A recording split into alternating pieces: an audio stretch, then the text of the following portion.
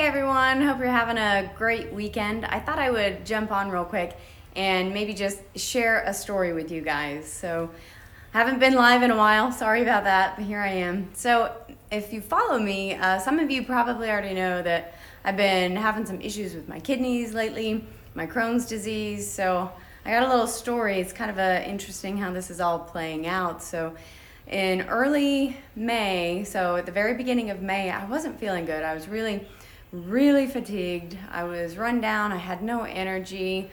I was getting lightheaded and dizzy a lot. And I thought, well, this isn't normal. So I called my primary care doctor and I asked her to run some blood work on me. So she did that. She ran some blood work, and it was a little bit frustrating because I went and I saw her like the next couple of days later, and she said that, my cholesterol was high, so she put me on a statin and I didn't want it, but she sent it anyways, so that was frustrating. But she said one of my kidney markers wasn't, didn't look right, that it wasn't normal, so she said, I should send you to the renal clinic and then I'll send you to the sleep clinic because I said I was tired, so whatever about the sleep clinic.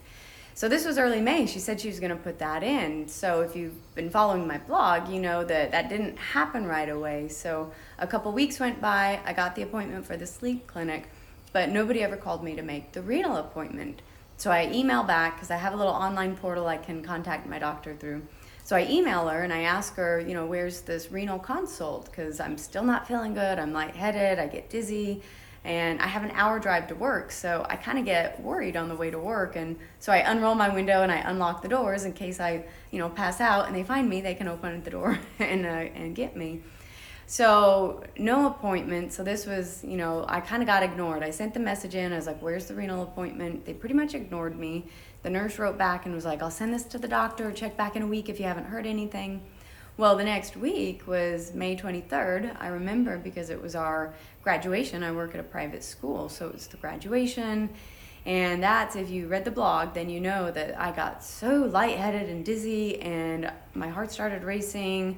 I got cold and clammy and I thought I was going to pass out. So the school nurse, looked at me. She's like, you have to go to the ER. I go to the ER. They send me away. They're like, oh, you look young and healthy and fine, basically. So they said I was dehydrated, which I was not, because I drink a ton of water every day. So I get my labs back. A few days later, I get into the portal and the labs finally pop up. And so my sodium was below normal. My creatinine was high. And then I had blood in my urine and a couple other markers that were odd. So at this point, I'm kind of getting mad because it's like, how do you tell me my blood work looks great when there's all these different markers that are crazy? So that was 23rd. So I go back to my doctor again. I'm like, where's this renal consult? Because I can look at there's a kidney function test, the GFR, and I can see, I go back through my labs over the last year and it's going down and it's going down. So on top of all these other symptoms I'm having, I keep asking my doctor, I'm like, send me back to the renal clinic. And so I ask her again. Well, at the end of May 29th, I had that sleep clinic appointment, so it was a sleep class. So I go to the sleep class, and I'm at the hospital, and my husband tells me, he's like, well, while you're there, just go to the renal clinic. Now, keep in mind, I've been to the renal clinic before. A few years ago, my GI doctor was concerned about some of the markers that came back on my lab test, so he sent me to the renal clinic like 2-3 years ago. And so I'd seen a nephrologist back then, and what I didn't realize, and you get wiser as you get older, and so when I last saw the nephrologist probably 2 years and 3 months ago. Well, at the last appointment, I think all I really heard was, okay, you're fine. We'll, come back if you ever need to, basically. What I didn't know at the time, and my nurse, the GI nurse that I have, I actually was talking with her, and she went through those old lab paperworks and doctor notes, and she read the doctor notes to me that said from the nephrologist, this is a little over 2 years ago, that said if you ever have blood in your urine or if you ever have worsening symptoms, then the primary care doctor needs to immediately refer back to nephrology. And on top of that, he'd also put in there that my primary care doctor was supposed to be checking my urine every 6 months. Well, she never did any of that, and so I didn't know all of this at the time, and I was a couple years younger, so I was trusting the system a little bit. So this is kind of a sidebar to say you have to take control of your own health. And so I didn't realize how bad it was. So I had mild kidney damage back then. It was written in my notes. And this past October, I had massive amounts of blood in my urine. There was about 2 days there. I really thought I was just dying. And so I called my doctor, my primary care doctor at that point, and she still never referred me back to nephrology. So I digress. That was a little sidebar. Back to, May 29th, I'm in the hospital this last month for the sleep class. So I walked down to the renal clinic. I'm like, look, guys, all these lab markers are off. I've been here before. I've been a patient. How do I get an appointment? My primary care doctor is not referring me. What do I do? And the guy behind the desk, he was super helpful. And he's like, oh my gosh, he's like, if the last time you were here was within 2 years, I could just make an appointment for you. But it's been like 2 years and like 3 months. And he's like, and so now you're viewed as a new patient. So he couldn't make an appointment for me. So we call the appointment line again, and I tell my doctor, I'm like, I need a consult.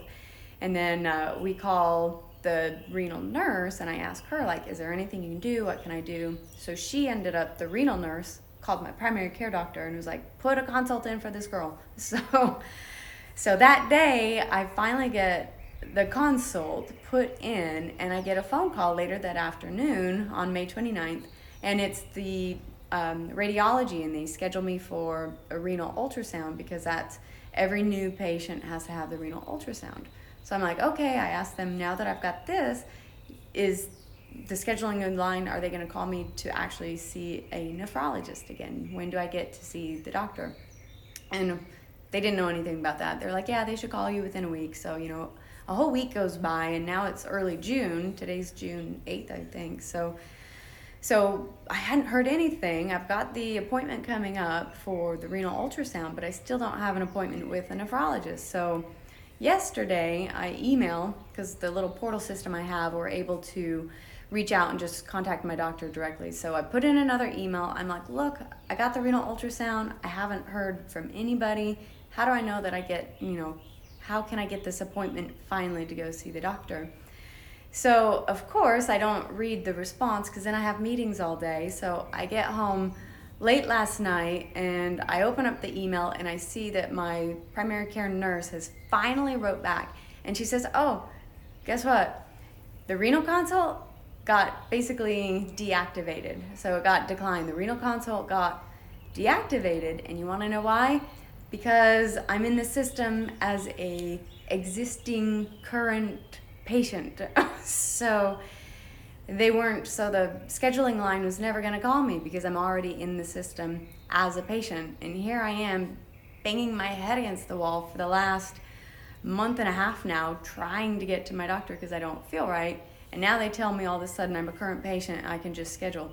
So of course I get it last night. They're closed. I can't call until Monday morning. So now I'm an existing patient once again. And so fingers crossed that, Monday I'll be able to call the renal department and finally get an appointment. So that's kind of still ongoing. That's where that's at. And exciting news, I get my 7th colonoscopy on Tuesday, so looking forward to that.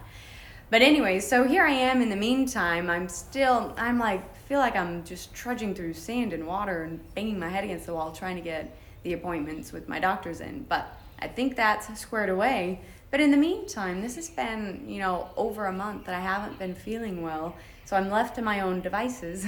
So that's when I start playing around with different supplements and things. So the good news is today, I actually feel really good. I feel like I'm getting some of that energy back. I feel a lot better than I have been the last few weeks. And I think there's probably 2 reasons why. So if you've been following me and you watch me, you know that I absolutely love my intestinal fortitude supplements. They do a wonderful probiotic. So what I've done is I have the gut lining repair.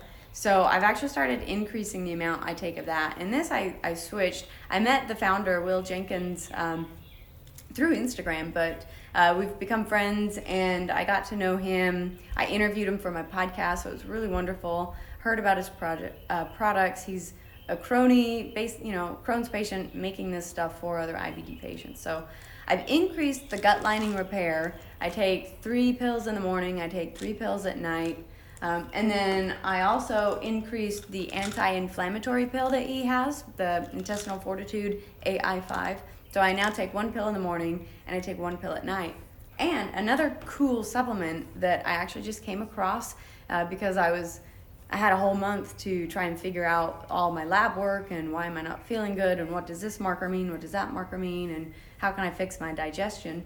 So I came across randomly, because I go down these rabbit holes on Google, and I found a new supplement. So this is cool. This is it's called Beta TCP, and it's Biotics Research. I had never heard of this company before. I didn't know anything about it, but the thing that intrigued me was this supplement was described basically as beet kvass in a tablet.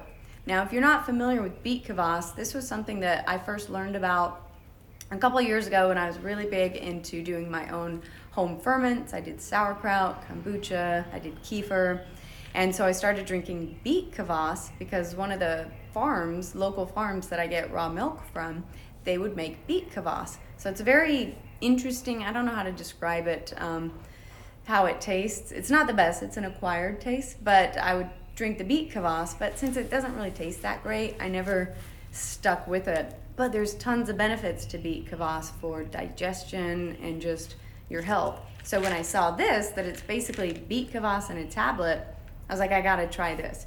Because on top of all of these other weird kidney issues I'm having, my Crohn's issues were kind of starting to act up again. And so that's why I have a colonoscopy coming up. And I have an MRI coming up at the end of June as well. So I've started, like I said, so this is what's exciting. In the past month, I feel myself going downhill.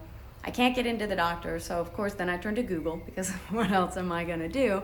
So I increase my supplements, I find this new supplement, and I'm feeling really good. So I finally am getting some energy back. And for those of you who are watching this that don't have Crohn's, sorry, but this is Crohn's talk. So my bowel movements are better.